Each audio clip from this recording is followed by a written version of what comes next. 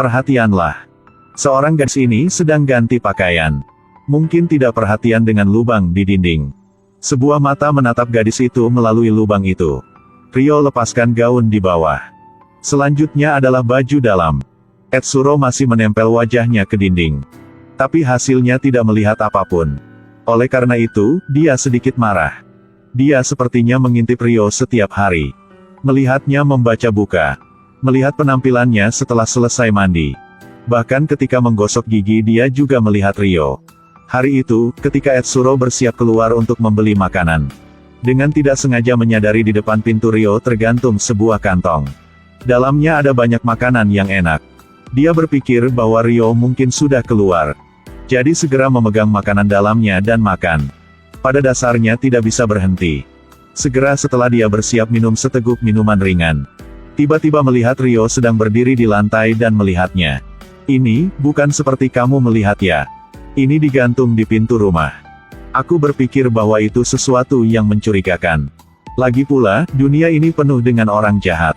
Ryo tidak mengungkapkan kebohongannya. Setelah tahu dia tinggal di kamar sebelah. Ryo dengan antusias mengundangnya ke rumahnya untuk makan. Etsuro karena itu sangat kaget. Lebih 20 tahun ini. Ini adalah pertama kali dia masuk kamar perempuan. Setelah makan makanan yang Ryo buat sendiri. Dia sangat bersemangat dia akan menangis. Melihat adegan ini. Ryo tidak menahan lagi segera tertawa. Sejak itu. Sepertinya Etsuro datang ke rumah gadis itu setiap hari untuk makan malam. Ryo juga tidak membencinya. Setiap hari dia selalu memasak semeja banyak makanan. Sampai sesuatu malam. Etsuro seperti hari biasa mengintip lewat lubang itu. Tapi dengan tidak sengaja menemukan Ryo memakai sebuah jas hujan. Bahkan membawa seorang pria kembali rumah. Mereka berdua terlihat sangat mesra. Tapi segera detik kemudian. Ryo lepaskan topi jas hujan. Di wajahnya terungkap senyum yang sesat. Etsuro sangat kaget. Dia terus bersembunyi di kamarnya dan mulai meragukan hidupnya. Saat ini, pintu tiba-tiba ada suara ketuk. Ryo sedang berdiri di luar. Dalam tangannya masih membawa panci panas. Dia ingin mengundang Etsuro bersamanya makan hotpot. Dalam hati Etsuro tiba-tiba berpikir. Hal-hal yang dia melihat pasti sudah salah. Tapi tidak lama. Ryo membawa lagi pria lain kembali rumah. Itu masih jas hujan familiar yang sama. Itu masih gerakan yang familiar. Ryo bermain dengan pria itu dengan secara sangat baik. Setelah itu, gunakan pisau membunuh pria itu. Etsuro melihat itu dan sangat takut. Dia tidak menahan lagi dan berteriak. Senyum di wajah Ryo tiba-tiba menghilang. Selanjutnya, kemudian adalah pisau yang terbang datang. Seorang laki-laki ini sedang berlutut di tanah. Gadis di depannya dengan pisau perlahan mendekat. Kemudian, mengambil pisau itu dekat dengan leher Etsuro. Dia berbicara, bertanya Etsuro apa kata yang ingin bicara sebelum mati. Aku ingin kita bersama. Ryo kemudian membungkukkan tubuhnya dan menjilat lidahnya. Rasa darah ini tidak buruk. Jadi dia segera setuju dengan pengakuan kepada Etsuro. Etsuro baru ingin mencium kembali. Lalu tiba-tiba berhenti. Masih tidak bisa. Hati-hati ya jika aku akan membunuhmu. Sejak itu, Etsuro dengan resmi lolos dari jomblo. Setiap hari dia bisa makan makanan yang Ryo buat. Bahkan dia menemukan pekerjaan di toko swalayan. Dan mulailah bekerja keras untuk menghasilkan uang. Setiap kali dia melihat pisau kertas ini. Dia tidak menahan lagi dan mengingat tentang adegan Ryo membunuh orang. Dan bahkan senyumnya yang sesat. Hari itu, Etsuro datang untuk membantu Ryo memindah beberapa barang. Lihat mata yang aneh dari orang-orang yang keliling. Dia merasa sedikit mencela diri sendiri. Dia belajar untuk ujian selama 2 tahun tetapi masih belum lulus universitas. Tapi pacarnya adalah seorang mahasiswa PhD di sini. Saat ini, seorang laki-laki lain tiba-tiba datang untuk salam. Ryo segera menunjuk Etsuro dan mengatakan ini pacarku. Agar tidak mengecewakan Ryo.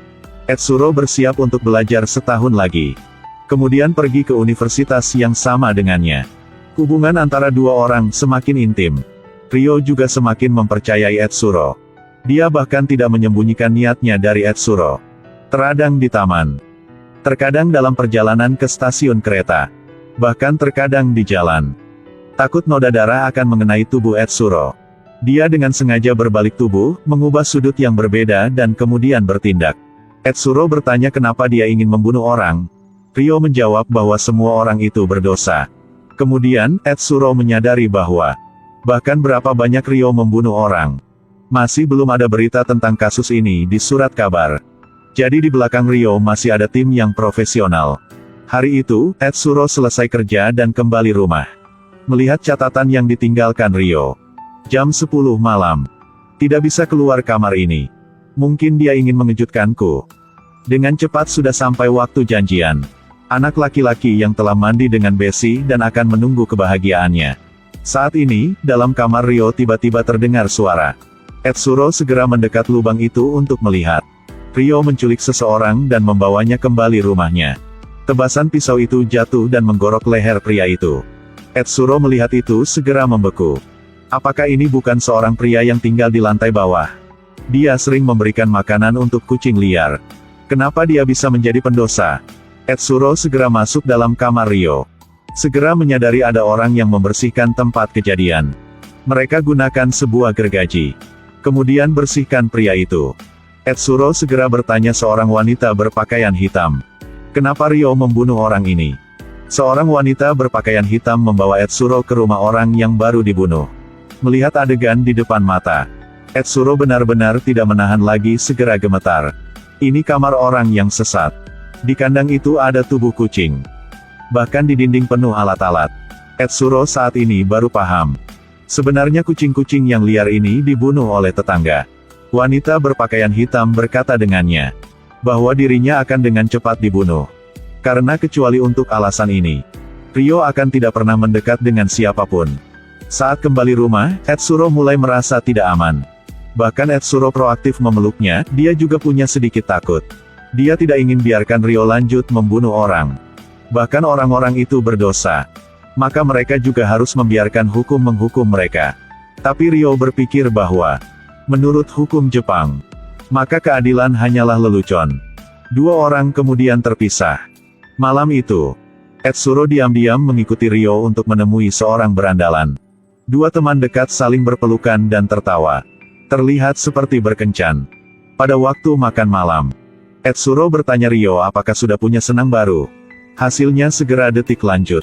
Sumpit tiba-tiba menusuk leher Etsuro. Jika kamu terus mengkhawatirkan orang lain, aku akan membunuhmu. Kebesokan hari, Ryo pergi ke klub malam. Ini sarang geng gangster. Tidak lama sebelumnya mereka sudah mengetahui tentang pembunuhan Ryo. Jadi sudah mengirim seorang berandalan itu untuk menemukannya. Berharap bahwa dia bisa bergabung dengan geng mereka. Tapi Ryo segera menolak. Dia tidak ingin bertindak dengan orang yang tidak salah. Untuk memaksa Ryo setuju, geng hitam telah menangkap Etsuro. Kemudian membuat sayatan di wajahnya. Setelah itu, dibebaskannya. Geng hitam ingin mengatakan Ryo bahwa, jika dia masih tidak setuju bekerja sama, nanti Etsuro akan mati. Ryo memutuskan untuk pergi dan melenyapkan para gangster. Tapi dicegah oleh Etsuro. Dia lebih baik mati daripada biarkan Ryo lanjut membunuh orang. Ryo segera setuju. Tapi tidak lama, Etsuro menyadari lagi Ryo menculik orang kembali rumah. Tapi kali ini, di wajahnya penuh mata air. Etsuro berpikir bahwa adalah karena seseorang memaksa Ryo untuk membunuh orang. Jadi segera memegang pisau dan datang ke klub itu. Dia ingin mempertaruhkan hidupnya sekali dengan pemimpin itu. Tapi kepada seorang laki-laki yang langsing sepertinya. Kenapa bisa menjadi lawan dari gangster itu? Sekelompok penjahat mengepung Etsuro dan memukulinya. Membuatnya tidak bisa berdiri lagi. Pemimpin bangunkan Etsuro dan mengambil pisau dari tangannya. Dia ingin membunuh Etsuro untuk mencegah bencana di masa depan. Saat ini, lampu tiba-tiba mati. Lain kali, saat lampu menyala kembali, di tanah tiba-tiba muncul meriam asap. Tidak lama, para berandalan pingsan karena menghirup uap itu. Adalah Ryo, dia sudah datang. Saat ini, di tubuhnya berpakaian jas hujan. Matanya sangat dingin melihat ke depan. Melihat Etsuro seluruh tubuhnya penuh luka dan terbaring di tanah. Ryo benar-benar marah. Hanya orang yang menyakiti Etsuro. Jangan bermimpi tentang hidup. Dia seperti mesin yang berbau darah. Di tengah-tengah gangster itu. Tapi Ryo tidak sedikit ragu-ragu. Setiap langkahnya adalah seorang gangster akan jatuh. Akhirnya hanya tinggalkan sendiri pemimpin. Tangannya memegang sebuah pedang panjang. Dalam sekejap mata, senjata Ryo jatuh. Tapi dia lupa bahwa wanita yang kehilangan senjatanya adalah titik paling kritis. Seluruh kelompok gangster itu tidak siapapun bisa hidup lagi. Sejak itu, Ryo dengan resmi berhenti semuanya. Game pembunuhan ini telah membuatnya merasa jijik. Sekarang dia masih punya tujuan yang lebih besar. Katakan mungkin suatu hari nanti aku akan membunuhmu. Tentu saja aku ingin mati tapi tidak mudah ya. Kapanpun juga menunggumu.